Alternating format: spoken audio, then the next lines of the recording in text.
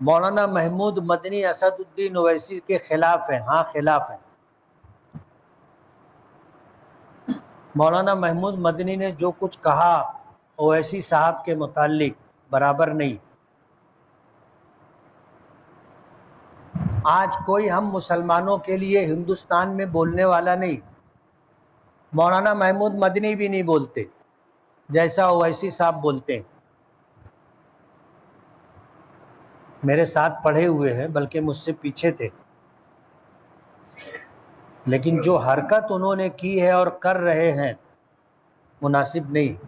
ان کی ہی نادانیوں کی وجہ سے جمعیت علماء دو حصوں میں تقسیم ہوئی ہے، اور جمعیت علماء کا اپنا جو وزن تھا وہ ختم ہو گیا۔